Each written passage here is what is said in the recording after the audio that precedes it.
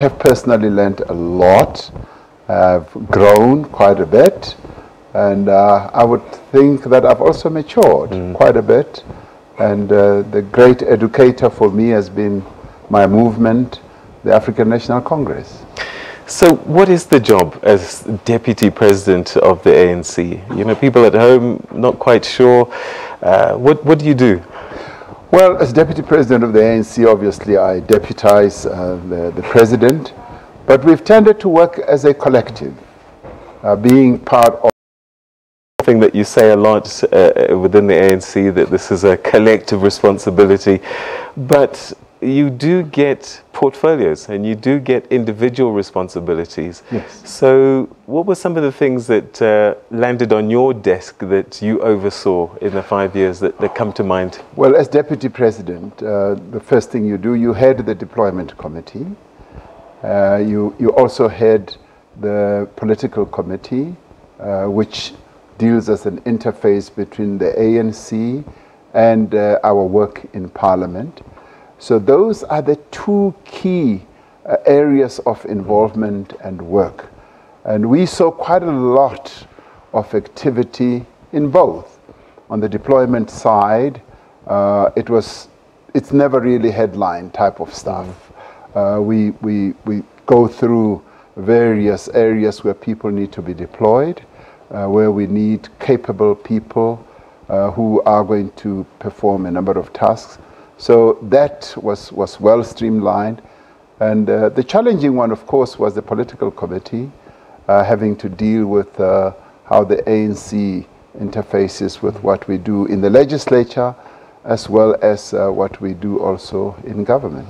All right, let's start with the deployment committee, because a lot of people say that part of the challenges was this catered deployment and that not the best people were always deployed. How do you answer those critics? Because there have been some spectacular failures in some of these deployments. You know, deployment is a risky business. When you deploy anyone, you never really know how they're going to turn out. But you try to do the best you can. And we've always been guided as a deployment committee by wanting to deploy the best people for the jobs that are at hand. And people throw around this term, cadre deployment. We've never really looked at it as a cadre-driven type of deployment. It's been more, have we got the best man, best woman for the job? And at times, you hit the jackpot. You deploy the best person, and they go in and they just excel. And at times, you fail. How is the decision made?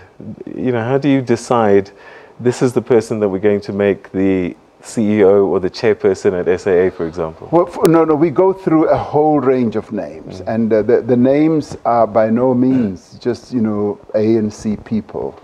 There are a plethora of names that are brought before us, and we go through that and we debate and discuss, and in the end, a proper decision is taken. And by the way, it's not deployment, you know, either in the legislature and in the departments of government. It's also deployment within the ANC in terms of putting people in the right positions. Will this comrade do well in this committee? Will this comrade do well in this department within the ANC? That's what we do.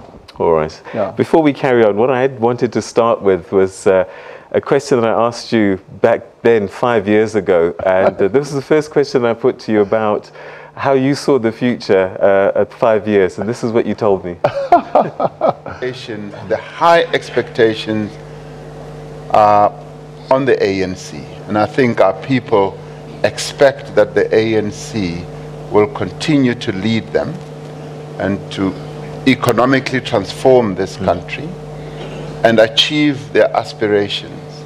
I think that's where the expectations are.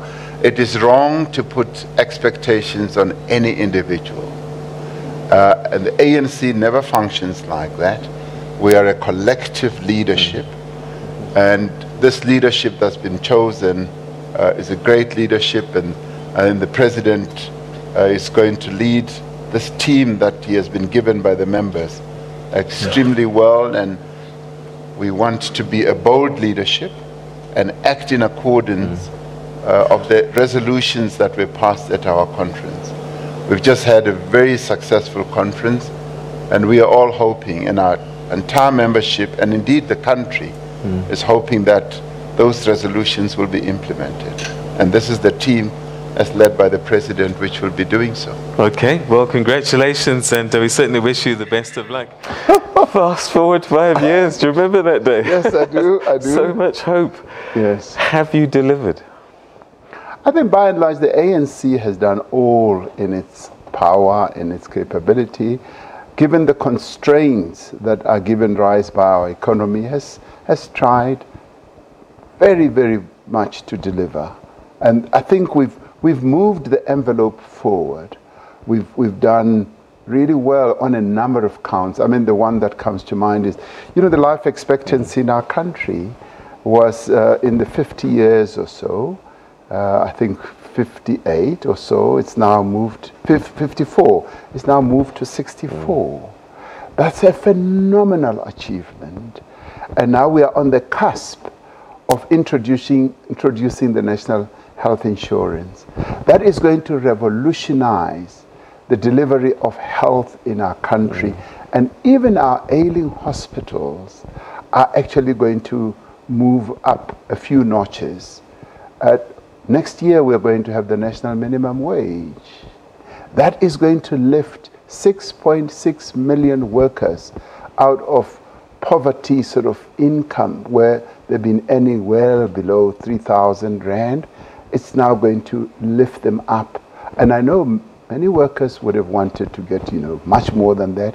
But given the balance that we had to strike, that in itself is a great achievement, and houses that have been built, and many things. So I some think of those there's positivity. Yes, there are positive things that you've done, but some people will say record levels of unemployment. Yes, of course. Poverty has increased over time. Yeah. And they're saying that you talk about accelerating economic growth and economic policies. You've had 5 years. You were talking about that then and those expectations. So people will say then you haven't succeeded where it matters most, and that is creating jobs and reducing poverty. Yeah, I think one needs to look at all this in context. And the given context for us is that 5 years ago, our economy was beginning to go down in terms of its growth. We were now beginning to get into the 2%, the 1% of growth. What gave rise to that was the world economy. The world economy was tanking, and it is only now that the world economy is beginning to get out of the doldrums. So that was our given situation. And of course, along the way, we made our own mistakes, some mistakes here and there. And then poverty, of course, has become deeper. More people are living in poverty, and that for us is a serious issue that needs to be addressed. So on balance, we are saying there are areas where we have done well, and yet there are areas where we could have done better, and other areas where we have not done so well. So we're not going to kid anyone, including ourselves, and think that we're smelling of all roses in all areas. There are areas where we can see green shoots of progress. We can see that there are stepping stones of something better moving forward. All right, so I'm going to explore the economic question a bit later on.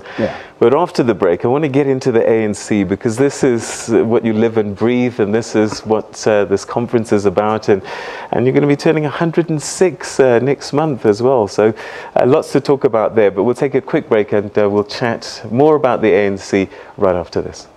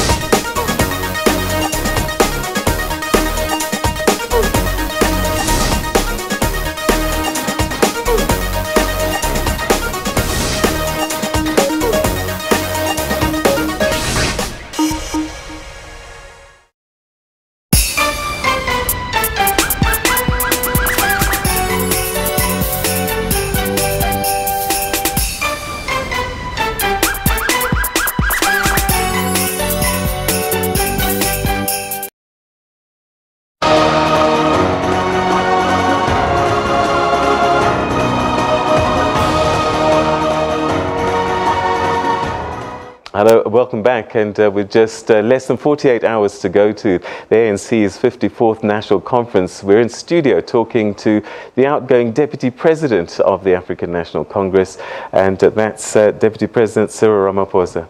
So, one thing that I found out recently is that you're the longest serving NEC member of the ANC. And we have to go all the way back, I think, to 1991 when you were appointed Secretary General. And your deputy was someone called Jacob Zuma at the time. Yes, sir. So that's an interesting dynamic, that you were his boss in a way back then. How has it been turning the tables around? Well, this is what the ANC is all about. Actually, the president and Dr. Nkosazana Zuma and myself and one or two others are the longest serving. So we've been around for a very, very long time. And of course, the president has been there forever because he was on the NEC much, much earlier than me. How has the party changed for you? There are a lot of people within your organization who now feel a bit disillusioned, who feel they can't be bothered to vote for the party. How has it changed since 1991 when you were SG? Well, I think, you know, a lot has changed. In 1991, we were a party, a movement, a liberation movement that was not in government. And we got into government, and we had to navigate our role as a liberation movement, fighting a struggle, and also navigate our role as a governing party that is in government, that controls the levers of power, and that was new for us, and that brought about a number of changes for the ANC and its leaders, as would be expected. So that change did happen, and along the way we faced a number of challenges. Challenges of a party that is now in government, a party that now has to focus on deploying people in government, and a whole number of problems then arise. And as you have to manage resources, as you have to manage people, a lot of things that tempt you to do things in a particular way come about. And these are pains of being in government that we have had to go through. But the good thing with the ANC is each time it has encountered problems and challenges, it has had the ability and the transparency to talk about them.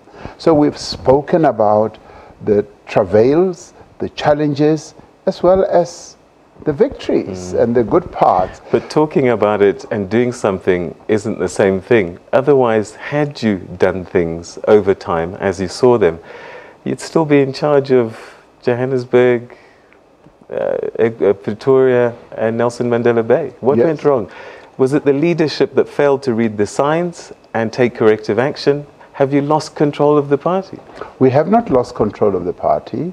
The ANC, as it went through, navigated its way through all this, along the way, and as the Secretary General did say in his diagnostic input at the policy conference, did put it clearly on the table that yes, we have lost our leadership of society.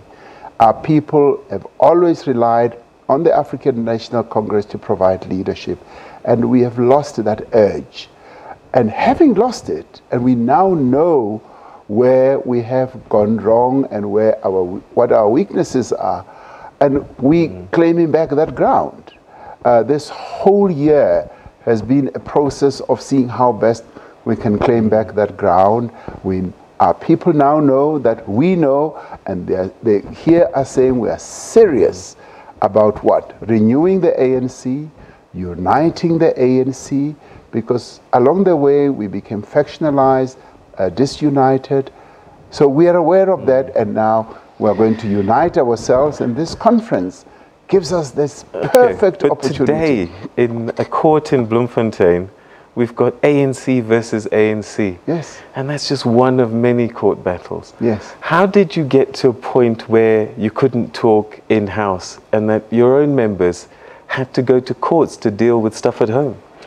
Yes, this happens. And for me, it shows a clear demonstration of the love that our members have for their movement.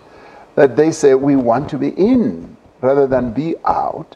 We want to be part of this process of renewing the ANC. And one of the proposals that are going to conference in terms of constitutional amendments is we should create a forum, a platform, a structure through which our members, rather than rush to court, will go to the structure that will be a dispute resolution structure. And it is actually quite interesting that the judge in another court case, which was launched just a week ago, actually admonished ANC members. And he said, you know, the modern thing now with disputes all over is to try and find a resolution for your disputes before you come to us to court. And we are hoping that we will cement that type of culture, that ANC members, ANC structures should first seek to resolve problems. Now, I see this in positive light, that our people love their movement so much. So what we need to do is to turn them inwards so that the problems are resolved inside the movement. What it does sound like is that they're not listening to you. You say, let's resolve it internally, let's sit down and talk, and they're not even bothering to do that. And that's why I'm asking whether you've lost some control, because if they're not listening to you, how is there control from the leadership? Now, you see, I think the message has been going out, and you may not know, many disputes, many problems are resolved within the ANC before they get out. And it's only a few that get out, and you're looking at the tip of the iceberg. Below this iceberg, lots of problems are resolved internally, lots of processes are engaged or embarked upon to resolve problems. So this forum that we're going to create, this structure, is actually going to help a great deal more to resolve problems inside. I'm going to ask you a question I asked the Treasurer General, and that was about the political killings. Again, something we haven't seen in the ANC. Yeah. And we wonder who's doing the killing, why it's happening, and why you've been unable to deal with it. Well, I think, as far as I'm concerned, there is some hidden hand that is involved in, perpetuating these political killings. And because people who are targeted are ANC members, where there are either problems or challenges, and people get knocked off. And now the other problem, of course, is that the police themselves have not been able to fathom, the causes, but better still, who is behind all these killings. So my take is that there is some hidden hand, and one day we are going to find out who exactly is behind these killings, because all of us as ANC members reject and condemn these killings. They are not doing us any favors, and this is what it should be all about resolving disputes. The people on the ground and through the Morani Commission are saying that this is a battle for positions. So these are ANC people killing ANC people. Well, you see, I don't know whether in the end one can say, these are directly ANC people. And they seem to arise when there are problems and challenges. And yes, one of the things is this battle for positions, battle for resources, and we still need to get to the depth of this and find out exactly who is behind these killings, because they seem to be very systematic, they seem to be well planned, and there seems to be a method through which these are done. People just come into your home, bump you off, and they walk away. There must be a way in which we can find out. In that clip, we saw the six of you sitting together, and you described it as this great team that's going to be working, being led by President Zuma. And my question to you is trying to get into the workings of the top six. How do you work together? Has it been cordial? Has it been a good working relationship? And then how does that flow into other bodies such as the NEC? It's been a good working relationship over the 5-year period. We meet every Monday and we discuss all manner of things. And obviously people want to know, do you fight? Do you differ? Do you argue? And so forth. It's been all cordial. We only differed once, and where it became public over an issue we differed over, which was a cabinet reshuffle. But other than that, it's been extremely cordial, and we meet, we chat together, we spend hours and hours working together. And after that, obviously much of what we discuss is then filtered through the National Working Committee, which then picks up some of the discussions we have, and in most of the cases we take recommendations to the National Working Committee. The National Working Committee discusses matters, and those that it cannot immediately resolve are then pushed through to the National Executive Committee, where robust discussions and debates then take place. And it's interesting you say this, but when we read through Twitter, when we read through newspapers, we hear what you're saying about each other and to each other, and it doesn't spell a cordial environment. It seems like it's split in half, and you guys are about to kill each other. Hardly ever. No, of course there are perceptions. I mean, in an entity like the officials, there'll always be perceptions about who is on whose side and so forth. And it's hardly ever like that. It really is hardly ever like that. I mean, the key drivers of things in the working committee are the Secretary General and the President. They bring issues to the table, we discuss them, and we also deal with committee reports, and then there will be stories that are spread. This one said this, and most of the time, it is hardly ever the case. All right, so and I'm glad you talk about this collective leadership all the time, because then you can take responsibility together for some of the things that haven't worked out. Let's talk about state capture. Yes. It could not have happened if, as a collective, you're properly managing the country and that the party is properly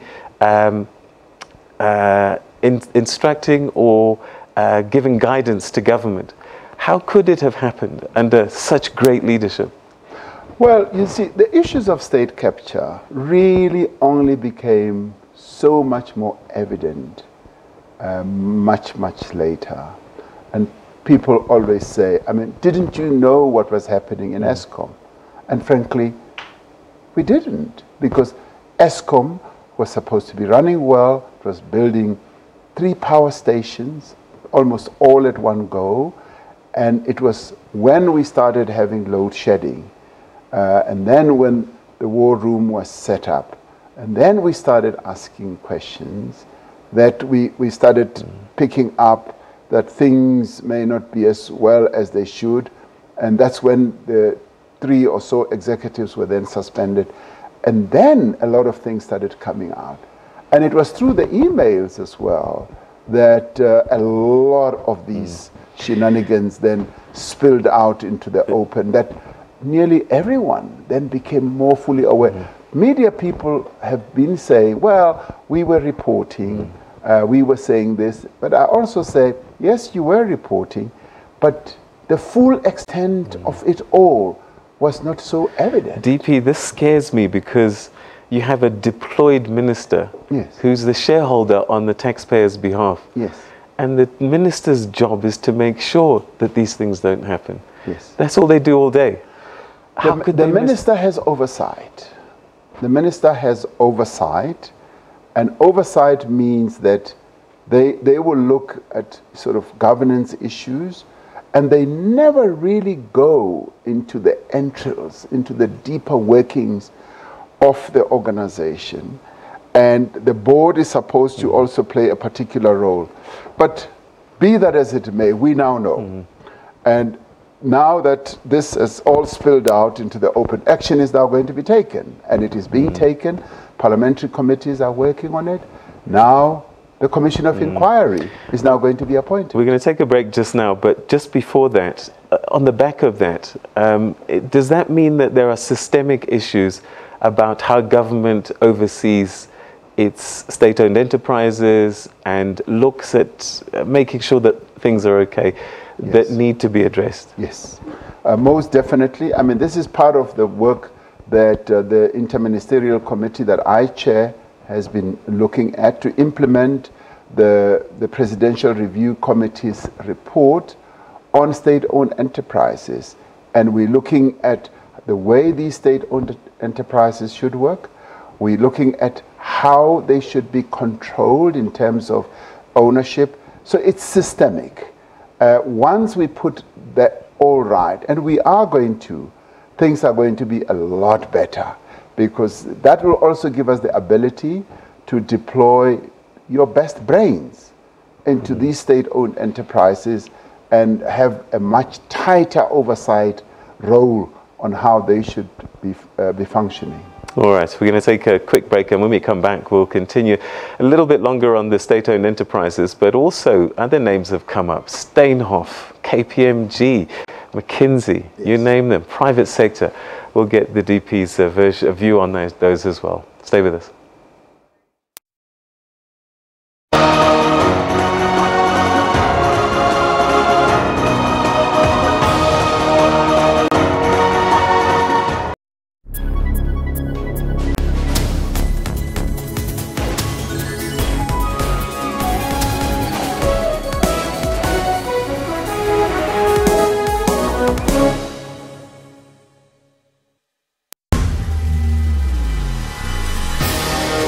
ANC's 54th National Conference is here. The branches have spoken. From the 7 candidates, 2 are leading. Who will emerge victorious?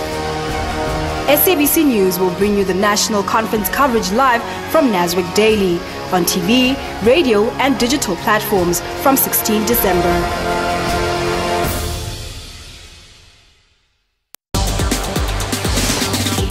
Phones, cloud systems and robots have taken over a lot of what used to be done manually. Our accounting system is actually based on the cloud. Google nowadays can tell you where you parked your car. And Africa's entrepreneurs are using technology to create. With Pocket Masipala, you can basically do all the services that you would do at the municipality physically by going there, but you can now do them on a mobile app. Join me, Spumelele Zondi, on Sundays at 9 p.m. on SABC News.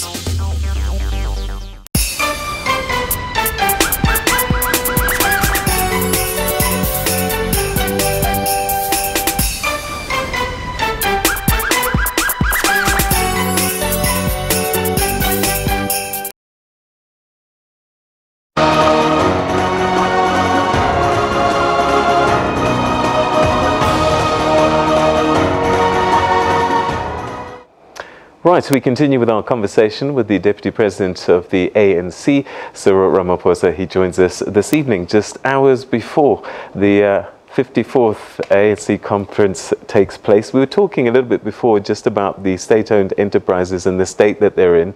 And a lot of people at home are quite disillusioned that South African Airways, national airline, is in so much trouble, needs so much bailing out. The SABC, Eskom, it was chatted about, and I just wonder, how on earth can we be confident that this current ANC can fix a mess that they've presided over? Yes, it is fixable. All these things are fixable. Now it's all spilled out into the open. We now know what the ailments are in all these state-owned enterprises, and now, you know, we know what needs to be done. We know we've got to deploy the right people to oversee, to run all these entities, As the you right speak, boards. It sounds like a conversation I could have had with you 5 years ago. Yes, sir. And so the fear is always that you guys say the right things, Yes. but never really quite deliver. And that's precisely what I'm trying to get to. You know, through this committee, interministerial committee I'm talking about, which I head, we now beginning to look more closely at what now needs to be done. Because we've had systemic problems and challenges, we're now going to put all that right so that you have, if you like, a fail-proof type of system where you will be able to know exactly what needs to be done if something fails. And boards are important, choosing the right people and making sure that the governance processes are good, the management structures are good, so that you limit as much as possible temptations for people to do strange things, wrong things. And I mean, when you look at what was happening at ESCOM, that's where you really see that the wheels had come off in as far as governance is concerned, proper processes and procedures are concerned. Now we know, and we're going to put that right, because these are important assets of the nation, and we want to have them managed properly. Another important asset is your employees, government employees. They donate or they contribute to their pensions. Yes. And then the PIC picks up these pensions and invests them on their behalf in companies like Steenhoff. Yes. And they've lost billions. Yes. And again, how do we, and we look to you as the custodians of our people, how do we trust you to protect us from such happenings?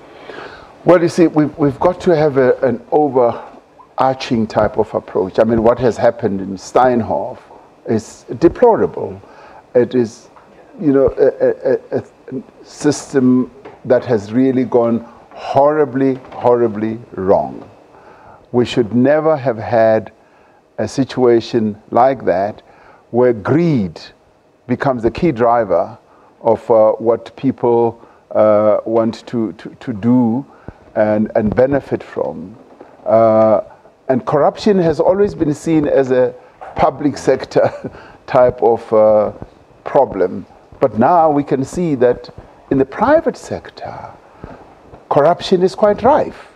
And we're only seeing the tip of the iceberg with Steenhoff. And that is where we say those who are involved in Steenhoff, much as it may look like it's a private company, its operations, its business, you know, impacts on a lot of people.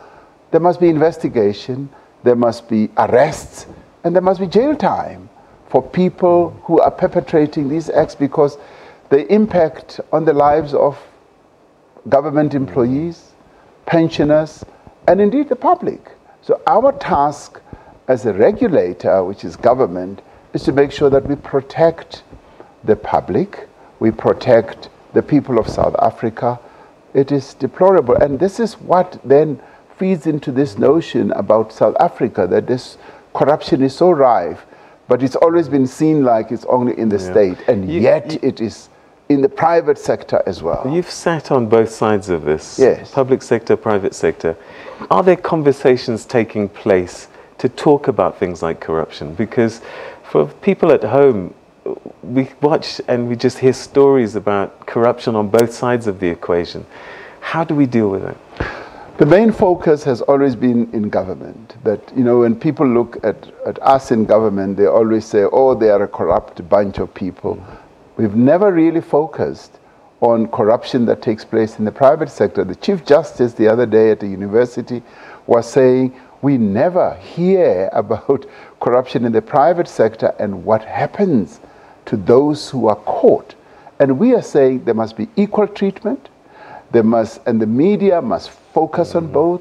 We must be able to, you know, reveal everything that's happening, because it is when we reveal what is happening that we are then able to correct the challenges and the problems that there are there. You talk about jail time, private sector. Yes. Are we going to see the same in the public sector? Because the perception again is that the higher up you're in the food chain, yes, the less likely it is that you will go to jail. We see people are saying there's this lethargy by the authorities to go after people that are specifically named in things like the Gupta emails. Yeah, and my take is, we have got a constitution, the best constitution in the world, people say, which has an important value, which is rule of law. There must be rule of law. And rule of law means that those who have done wrong against the people of South Africa must be followed up without fear or favor or prejudice. They must be taken to book. They must be accountable. They must be responsible for the things that they have done wrong. Because when you do something wrong and you do it intentionally against the people of the country, for me, that is almost like treason, because you are acting against the interests of the public. So you must be followed up. And therefore, that's why I've been saying the justice system must follow but you don't all have those who are responsible for these things. You don't have to wait that far, though. You set up something called the Integrity Committee. Yes, sir. And a lot of people are thinking, what does this committee do? Do they just sit and have tea and just play golf? What do they do? Well, they don't play golf. Yes, tea they have, but they've also over time deliberated on a number of cases where they've made recommendations that, in this case, this is what we recommend. In this case, this is what you recommend. And they are not a disciplinary entity. And some of the people have been referred to the disciplinary process. So the challenge for all of us, both in the public sector, in the private sector, and in the African National Congress, is that we must highlight the issue of accountability. We must highlight the issue of taking responsibility for the wrong things that we do. But you're not doing it, though. Well, you see... 2010, you said this, when you were setting it up, more urgent steps should be taken to protect the image of the organization and enhance its standing in society by ensuring, amongst others, that urgent action is taken to deal with public officials, leaders, and members of the ANC who face damning allegations and improper conduct. That doesn't mean you've got to wait until they're guilty. No, it doesn't mean that. But you see, the ANC is a living organism.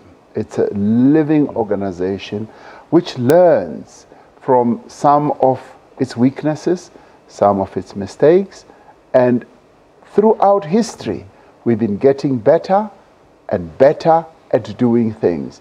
And all I can say to you is watch this space. Watch this space and you will see the ANC doing what people often, dismiss.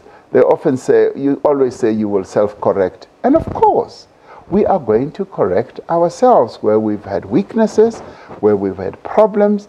And the good thing with the ANC is that we never, ever hide our weaknesses or our problems. We confront them head on and we then look for remedies. Now, this conference we're going to is going to do precisely that. It's going to ensure that the ANC emerges out of the conference united. It emerges out of the conference renewed. It emerges out of the conference stronger than what it was in the past 5 years. This is a conference that is going to reinvigorate the African National Congress.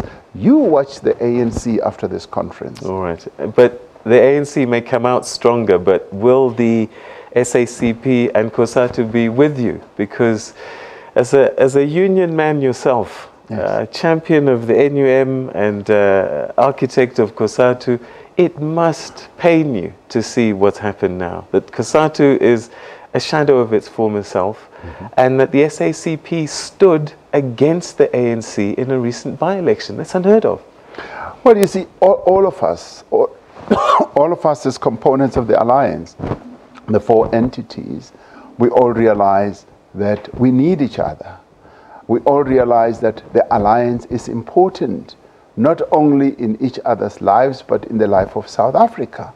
That this country still needs the alliance to perfect and finish, as it were, the task and the mandate we were given of building a democratic national society in South Africa. And we can only do it when we work together as an alliance. Now, COSATU went through its own challenges, but it's getting out of those weaknesses. It's becoming stronger, and we can see that we're getting back to a mobilizing COSATU, and we're going to see its unions become stronger and stronger. The party took a resolution at their conference, their congress, and they said, yes, they're toying around with the idea of standing for elections on their own, but they're going to have a discussion with us.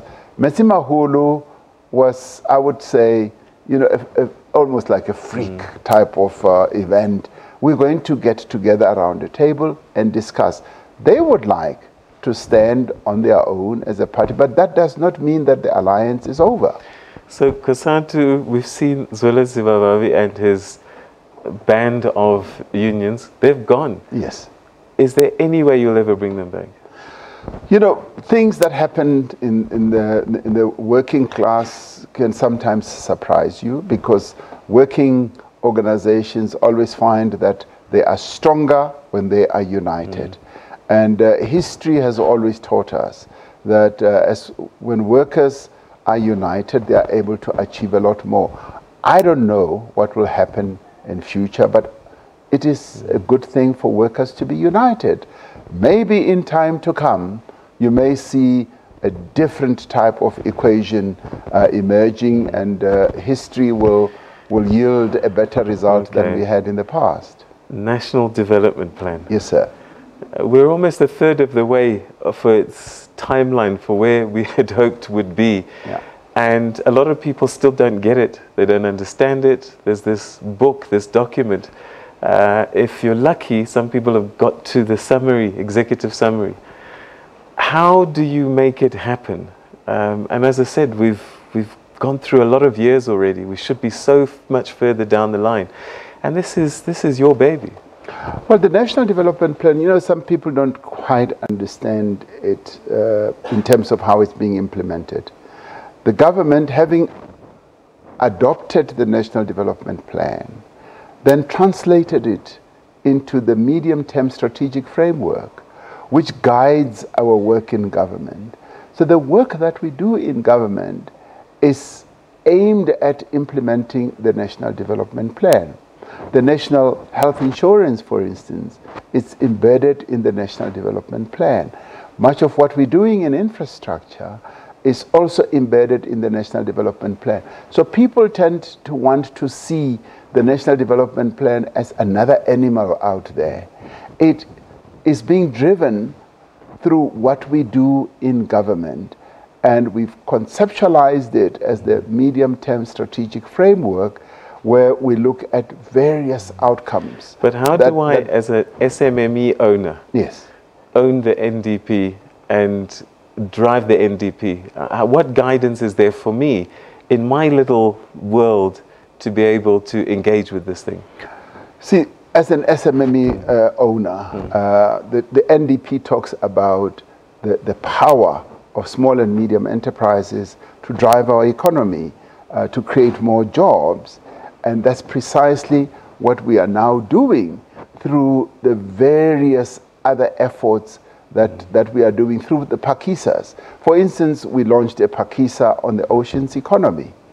And much of what is being done, and we've got 70 billion rand, which has been attracted by the work we're doing through the oceans economy. And the oceans economy is inspired by the National Development Plan. And what is it doing? It's already helping a number of small and medium enterprises to be created, to be strengthened, and to get up and going. So people need to look at what we are doing on a holistic basis rather than on a piecemeal basis. For instance, as part of all this, we came up with the 9-point plan. Some of the things the 9-point plan spoke about, and even the DA does not even understand this. The things that we spoke about was make sure that we no longer have load shedding. That has been achieved. We spoke about the national minimum wage. That has been achieved. To continue driving infrastructure, that is being achieved. To focus on the ocean's economy, that is now being driven. 70 billion rand has been brought into the economy. So many of the things that we are about are happening because of a plan, and we're not doing anything outside a plan. And all we are now also focusing on is we now need to move our economy to recovery. We want to make our economy recover because we don't want our economy to continue being a 1% growth economy. This economy deserves to be at 5% and even more. All right, this weekend, a lot of things are happening. A lot of people are focused on one issue, actually, despite the fact that there's policy documents that will be presented and so on and so forth. But it's the race, and it's all been about the race. And are you ready? How are you feeling ahead of the race this weekend? Well, I'm pretty relaxed. I'm really relaxed and at peace, because we've been out meeting our people, our branches, our various structures, and the 7 candidates have been through the length and the breadth of the country, and the members of the ANC have nominated, the branches rather, have nominated. They have now given their delegates a mandate how they should go and vote. So all is now in the hands, not of the delegates. It's not in the hands of any one of the 7 of us. It's now in the hands of the delegates. Given the court cases that are playing out right now, we might not even see the Free State arrive at this stage if this court case goes the way of the disgruntled members there. Are you worried that there will be such disruption that the integrity of these elections may be questioned? No, I'm not worried. I'm very confident that we are going to have a very good, successful, dignified conference. One of the things that we are all focusing on as ANC members is that once in 5 years, we all gather around this oasis called the National Conference to go and draw strength, to go and drink the holy waters of the ANC, and then revert back from whence we have come. So no one amongst us wants to spoil this most precious moment that all of us have to go through. So I see the conference starting very well on Saturday and proceeding for the full period, policy documents being discussed, the ANC coming out with the best policies that are going to guide the work that we do in government for the next 5 years, and a top-class leadership being elected to drive these policies. Top-class leadership. Will we see on that chair, as we saw 5 years ago, will we see Cyril Ramaphosa, and next to Cyril Ramaphosa, who will be the deputy? Will that be Lindiwe Sisulu? She said she would be your running mate if you proposed to her on one knee. Well, you see, unfortunately, all this is in the hands of the delegates. This will be determined by the delegates. I, in a very positive way, when the members of the ANC said to me, DP, this is our decision.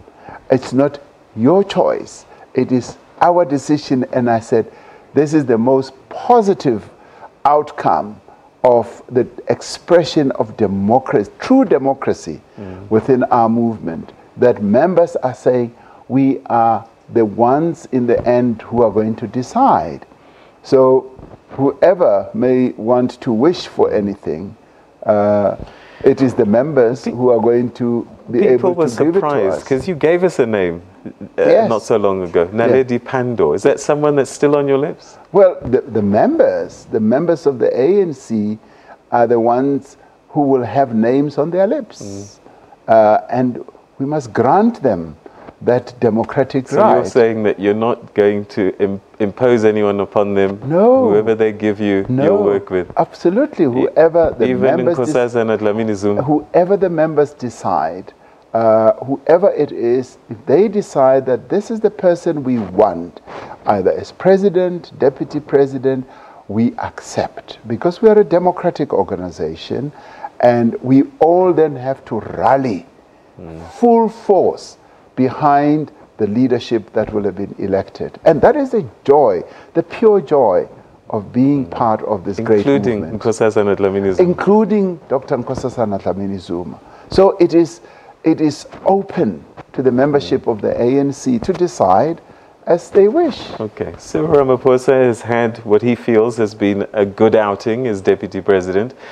What happens if they don't pick you as president? Will you serve as the movement sees fit? Absolutely. I will serve as the movement sees fit. Even as deputy president? In whatever position. The movement in the end decides how and where we are deployed. I was in business, minding my own business, and the membership of the ANC 5 years ago said, come back. We want you in this position. And I was tempted to say no.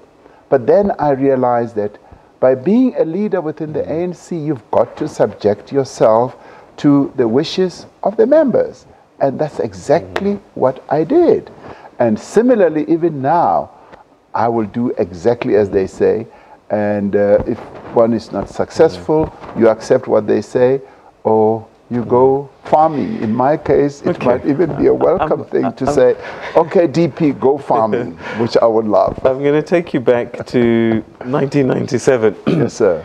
You had more hair, and I think it was almost like an afro, a little bit younger. Yes. And you were standing next to Madiba. Yes. And Madiba was telling the nation that you were going to the private sector. Yes. Did you quit, or were you deployed? I was actually deployed. Madiba is the one who said, you know, the challenges that are facing our country are not only in government, they're also in the private sector. And he had had a conversation with Dr. Motlana, and they were good friends. And during the course of that conversation, you know, things were said. And then the idea was floated, and I said, it's not a bad thing to go out into the private sector. And one of the things that really appealed to me then was how one can assist small and medium enterprises. And I must say that having gone into the private sector, I have been instrumental in forming an entity called Black Umbrellas, which today is helping more than 1,127 businesses that have created 10,000 jobs. And I use that as a great example of what one can do, or what we can do even at national level, to assist small and medium enterprises. Because many of these enterprises that have been assisted through this entity that, you know, we formed did not exist. Now they exist. And some of them are turning over, 2 businesses are turning over 152 million rand. And these are 100% black owned and managed businesses. That to me gives me the greatest joy and pride. All right, so, you know, there will be debates about whether it was that you didn't become president before Thabo Mbeki. But I guess that the question might be, do you have any regrets leaving the chance to be in government much earlier, because you were SG back then, and it's quite likely that you would have become president much sooner, maybe even after Thabo Mbeki. And a lot of people are saying that, you know, this country may be different had you been president a lot earlier. I have no regrets. My life has, you know, followed a number of phases. And that was an important phase that I went through, getting me into the private sector, understanding how the private sector works, also understanding how the economy works. For me, that was an important interlude, if you like, of getting me to understand all aspects. And if you like, I've been in the trade union movement, I've been in the private sector, and I've been in politics, constitution making, and all that has contributed to mold who I am, to form who I am. And it has taught me lots of lessons. So I have no regrets, and I'm forever ready for the next deployment, where I'll be able, hopefully, in a very humble way, in whatever small way I can, to serve our people. That's all that drives me. All right, so you understand business, the pressures they're under, and their wishes and needs, and they keep saying the same things. Policy uncertainty. Yes. Is this something, let's say you do become president, is this something that you're going to fix? And why weren't you not able to give that certainty as deputy president? Well, we've faced a number of issues and challenges, and the good thing that has happened in the ensuing period is that we've developed a rather good working relationship with the private sector, where we meet and where we talk honestly amongst ourselves, and where they raise issues about policy certainty, the regulatory environment and all that. And we've listened to them. But similarly, they have also listened to us. For instance, they wanted us to have one center where all their issues would be resolved. If you form a company, you must immediately know that it is at one center where you'll get your permits, your licenses for whatever. And we've responded positively, and we formed these centers which we are spreading around the country. And that, you know, stands us in good stead. We also raised the issue of youth unemployment with them.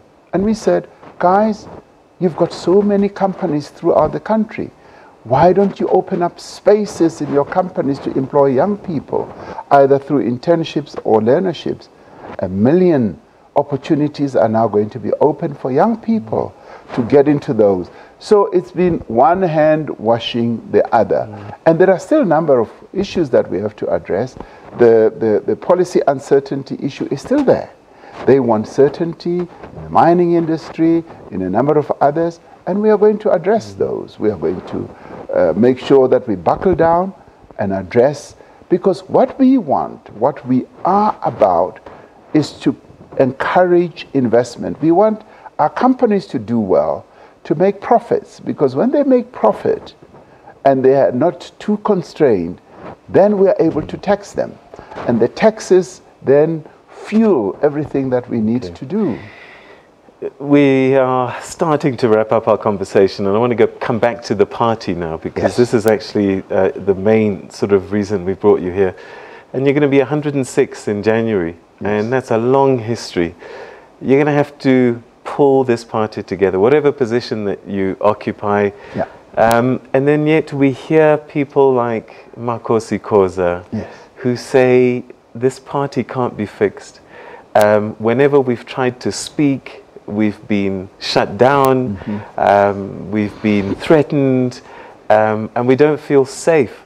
How do you change that culture so that people can speak up, people can whistleblow, in fact, and can come to you and say, you know, I've been offered a job by a family, and it's a serious problem, and that things happen, because when it doesn't happen, people lose faith.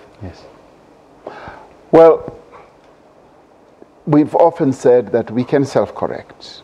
We know what our problems are, we know what our challenges are, and we know what we need to do to fix some of the problems and the challenges we face. And the ANC requires patience. You need to have a level and a dosage of patience to be able to change the way things are. And right now, we are in positive mode. We are in the best mode that you can ever find, because we know what our problems are. And as I was saying earlier, this conference is decisive, because it is a conference which is calling us to renew the ANC. And as it were, all of us who are going to the conference are going to be renewing our vows. We're going to be renewing our movement. We're going to be shedding all the things that are wrong, that may have sipped into the body politic, if you like, of our movement. So we're going to emerge stronger. And I pity people who give up. When you're in the ANC, you should never give up. You should be consistent, persistent, and have a dosage of long suffering, and things do come right. And right now we are just at that moment where things are going to start going very well for the African National Congress. So we won't see, we built a very good foundation. So we won't see stalwarts meeting on their own, war vets claiming to be more legitimate than the other. Yes. The Youth League united with the Mother Body, and everybody, and the Women's League all talking the same voice. This is what we're aiming for. We're aiming for unity. Unity in practice, unity in real life, but unity of purpose. This conference is about obliterating factions, obliterating these divisions that we have had in the African National Congress.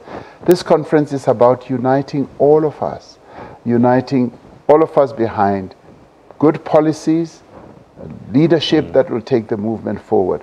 Because we now know that disunity actually causes us votes.